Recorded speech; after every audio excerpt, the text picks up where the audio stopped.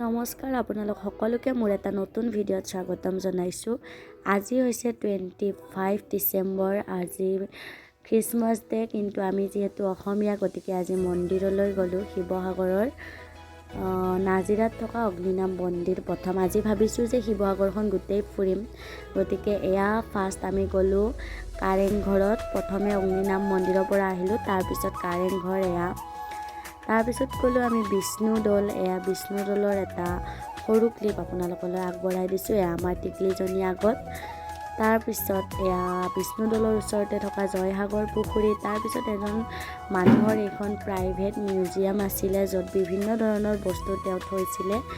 তাৰপিছত আমি আহি গ'লোঁ নেক্সট। এয়া হৈছে তলাতল ঘৰ, আৰু ইয়াতো আমি বহুত দেৰি ফটো চটো উঠিলোঁ।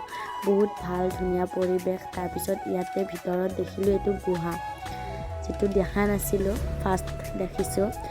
মনোমোহা দৃশ্য আৰু দেখিবলৈ বহুত ভাল লাগিছে। আমাৰ মহা আৰু মাইনাজনীয়ে এনেকৈ। তাৰপিছত নেক্সট এয়া হৈছে ৰংঘৰ। ৰংঘৰৰ বাকৰিত এয়া মইজনী দেখিছেনে? কেনেকুৱা আনন্দ লাগিছে ভাবকচোন। আপোনালোকে দেখাবিলাকেতো দেখিছে। আমি যিহেতু নামনিৰ হয়, আমি তেনেকৈ আহিব নাপাওঁ, আৰু মই বিশেষকৈ ফাৰ্ষ্ট টাইম দেখিছোঁ, তো বহুত ভাল লাগিছে। আৰু লাষ্ট এয়া দিনটোৰ শেষ কৰিলোঁ শিৱদৌলত গৈ।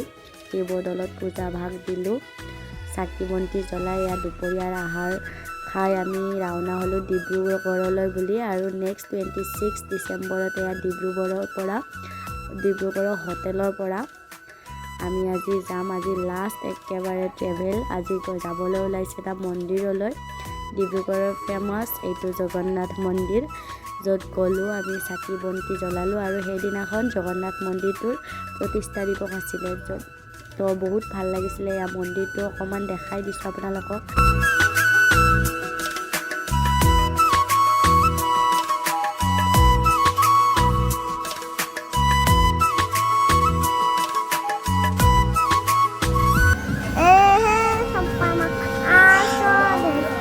আৰু একেবাৰে শেষত এয়া বগীবিল দলঙৰ ওপৰেৰে ৰাওনা হ'লোঁ অৰুণাচললৈ বুলি, যিহেতু মই মাহীহঁতৰ ঘৰত আছোঁ।